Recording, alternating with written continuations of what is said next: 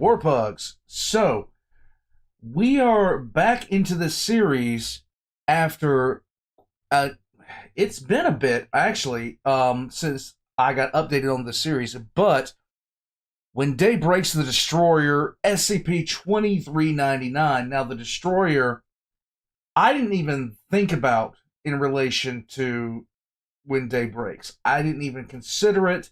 I didn't even put it on the same scale.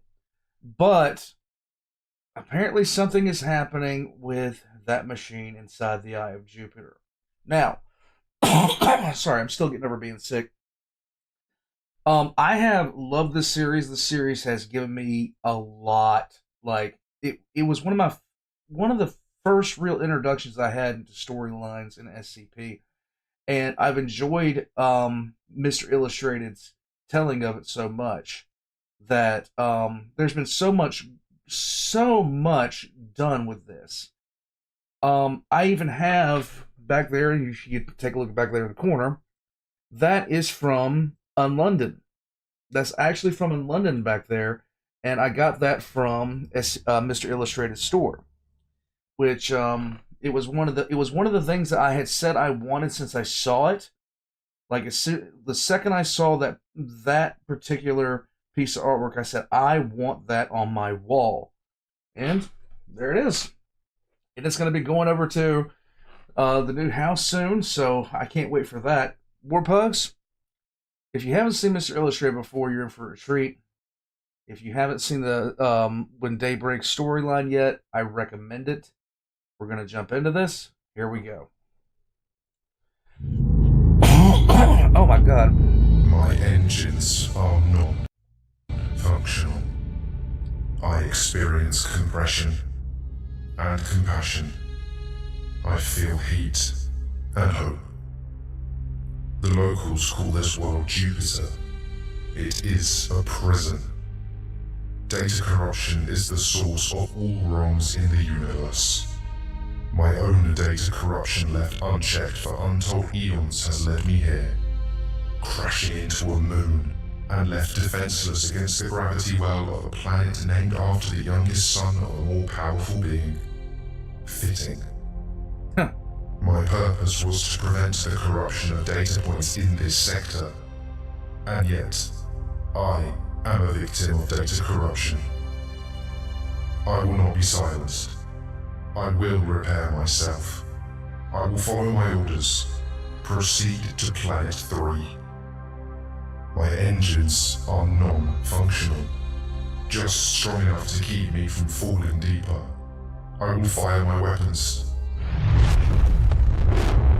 They are enough. I create disruption, but not destruction.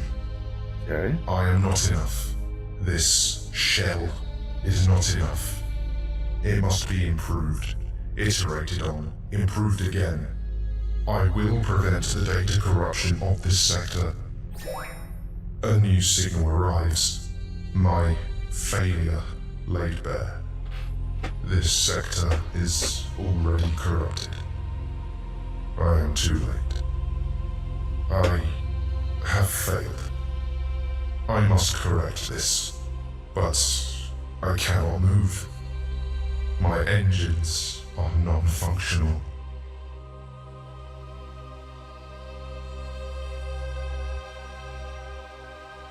Okay.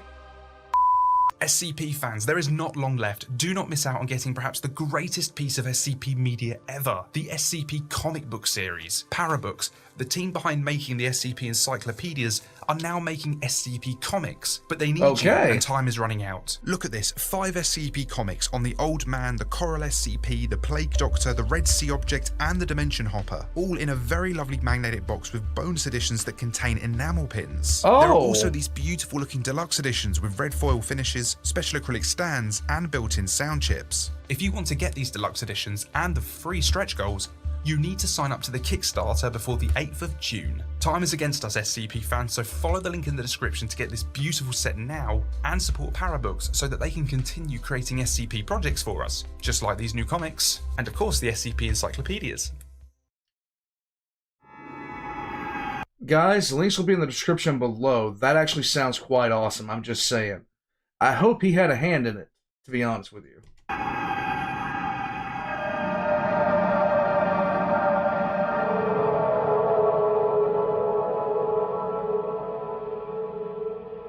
The rich orange and red swirls of Jupiter's storms shined through the polarized windows of Barrier Unit 23.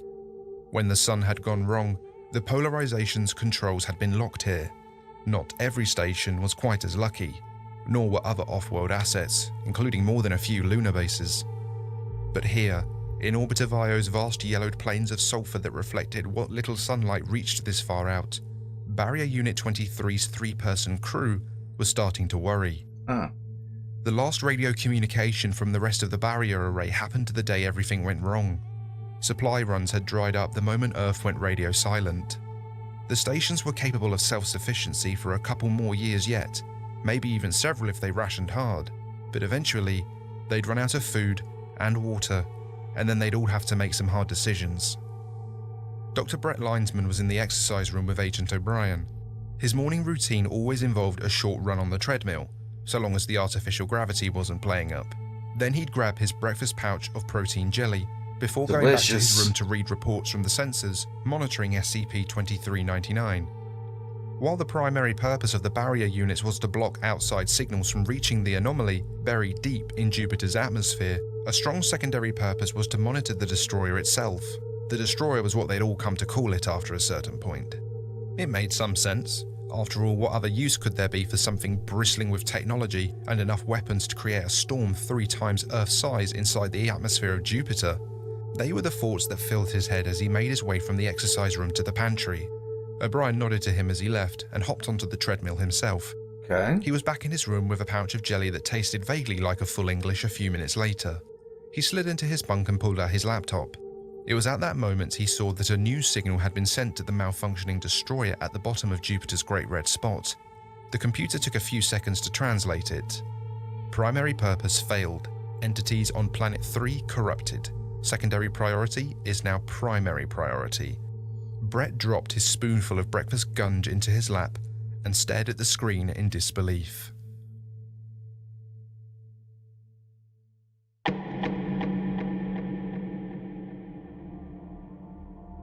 Brett was still a bit in shock as he sat in the meeting room on the far end of the station's spinning dumbbell.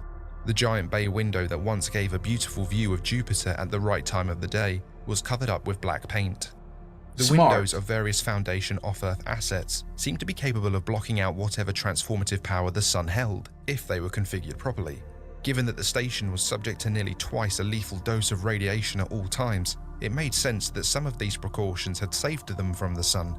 The running theory was something to do with the polarization of the glass, not allowing a certain wavelength through.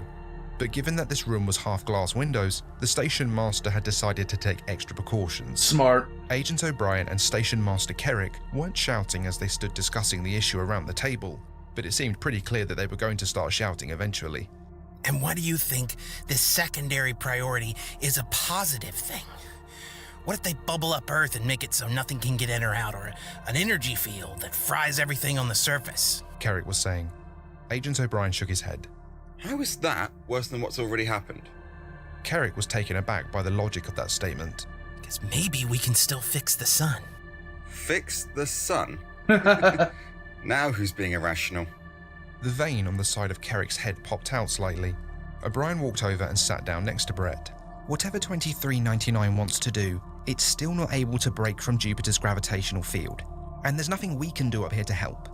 If we're the last barrier station active, it's certain that signal made it past us and to the anomaly, so the fact it hasn't moved yet means it can't. We could try to assist in repairs. In the end, we lose nothing by trying. Almost every living thing on Earth has turned into flesh monsters wailing at the sky. The world can't end twice. He's got a point there. I mean, he's got a real serious point there. As much as I'd like that, we can't get near the thing. We can. We just need to hitch a ride.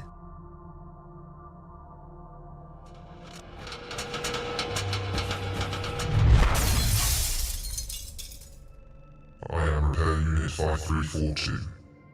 I am currently attached to Foreign Body 19. This station contained corrupted entities. Those entities have been eliminated, but the elements present are useful in effecting repairs of the core unit. Collection began approximately 3 cycles ago and has continued to increase in volume. Data corruption of local biologicals has continued unalerted. Failure of primary purpose has led to this consequence. Secondary purpose must be fulfilled. As a sentient repair unit, my purpose goes beyond repair and collection of resources. Given the data corruption present in the local sector, I must strive to preserve the life of any uncorrupted data for further cataloguing and preservation. This is an outstanding, and I mean an outstanding, take on this, because nobody knows what the Destroyer is there to do. Nobody knows what it's there to do, but they're pretty sure they don't want to find out. A smaller drone, less autonomous, is approaching me. Curious, it contains not corrupted entities. I will seek to interface with the drone. If there is no interfacing to be had, I will capture it for resources. Alert. I am receiving a message from the drone. It is being utilized as a relay for a signal from one of the uncatalogued foreign bodies. It appears these foreign bodies are inhabited by uncorrupted data points. I will survey the foreign body and determine how best to catalog or preserve uncorrupted data points. What use are these uncorrupted entities in assisting repairs? None. They are meaningless. But they represent uncorrupted data points to preserve. My tertiary purpose is not a priority. But if it costs few resources to prepare for it, then I shall prepare for it. 3 uncorrupted data points are carried by Repair Unit 5342. A good start. Resources needed to keep them alive are trivial. The shielding on my central processor has been repaired.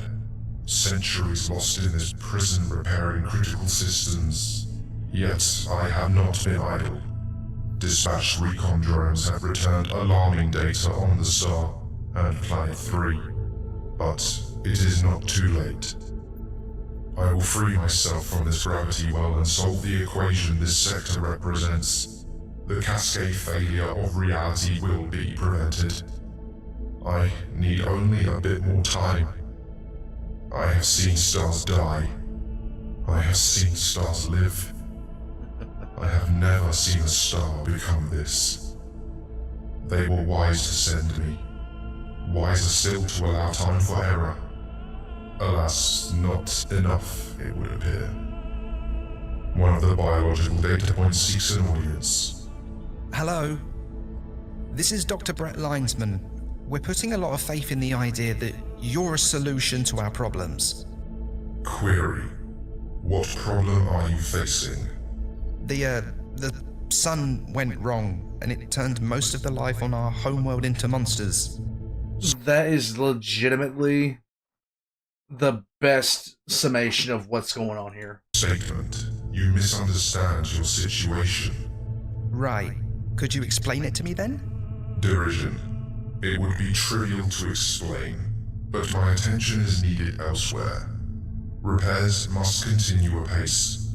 You will be provided for. Wait. Declarative statement. I am waiting. We want to help you. Refusal.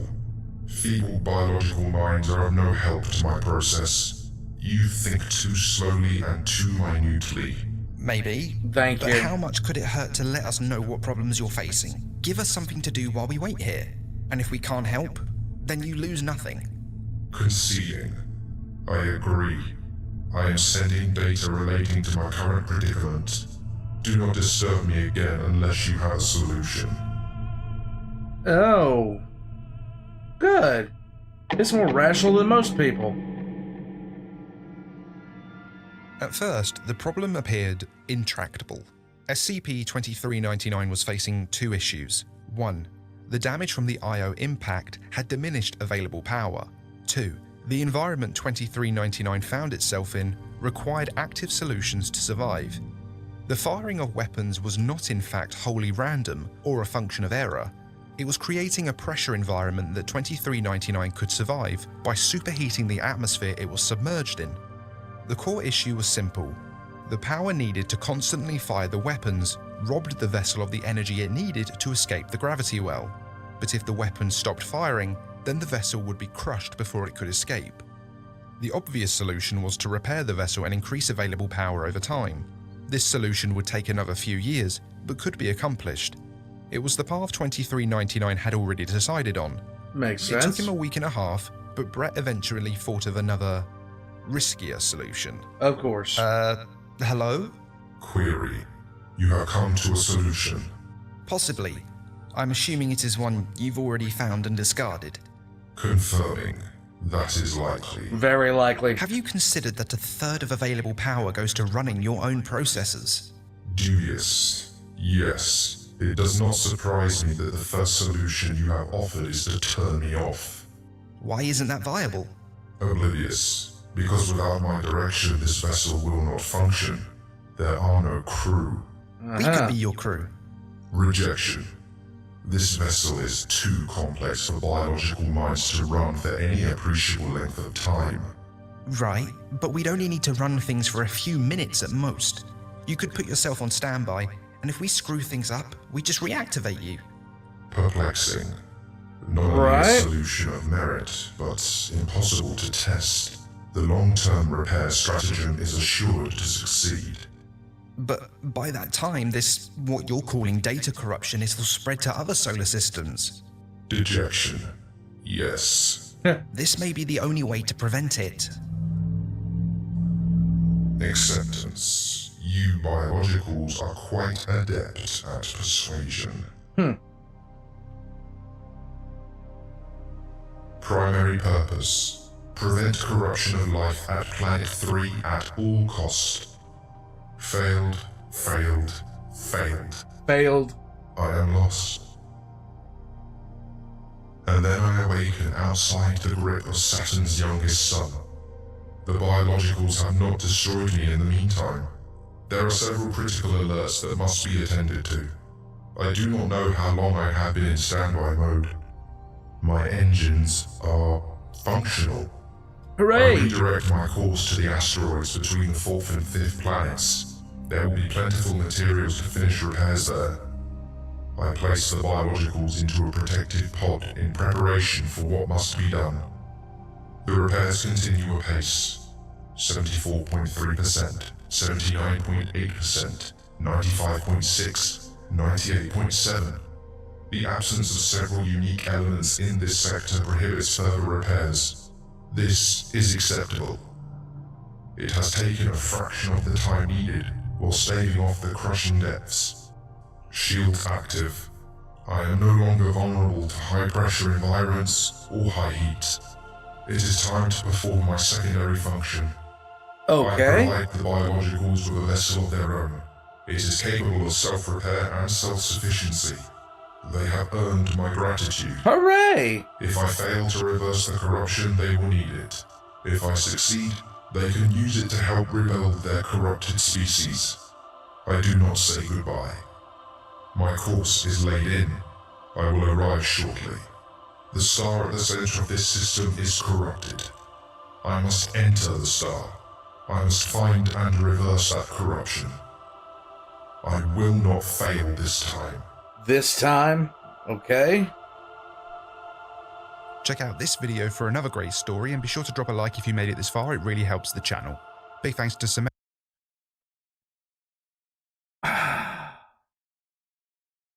Well, just real quick. Andrea Joshua Anaskar supports this channel, and it doesn't surprise me, actually, considering. It really doesn't surprise me. If you guys were not aware, Andrea Joshua Anaskar has released something called There Is No Anti-Memetics Division. It is a wonderful bit of fan service for everybody. I love live action SCP. I love this stuff, but I love live action SCP as well. I never considered, when I saw this come up, I was like, isn't that the Destroyer? What would it be doing for this particular event? But I really enjoy what they have done with the story of the Destroyer itself, and how they've used it in a way that, shockingly, it could be the very reason it's there. It could be the absolute reason it's there. For those of you who don't know, 2399 entered the solar system a few hundred years ago. And when it did, it crash landed into Io and then fell into Jupiter's gravity well. It has been there ever since, and the firing of its weapon has created the Eye of Jupiter. Now, it is repairing itself and has been getting transmissions telling it to go to Planet 3 and do something, but it's never really clear on what it's there to do. But nobody really wants to find out, which is not a bad idea. Just, we don't want to find out why this thing is here. This thing is armed to the teeth and seems capable of just about anything. And so we don't want to find out what it's here to do. I absolutely love it. It's also interesting how this particular craft that these humans are in, these people are in, was able to withstand what happened to the sun. Warpugs, this has been a great series. It's been enjoyable since the start. I can't wait for more. Until there is more, I'll catch you guys next time. All the links are going to be in the description below, including for those comics. So you should check that out. Jump on that Kickstarter if you guys want to. Get yourself some nice comics and some pins. Those are pretty awesome. I'll catch you guys later.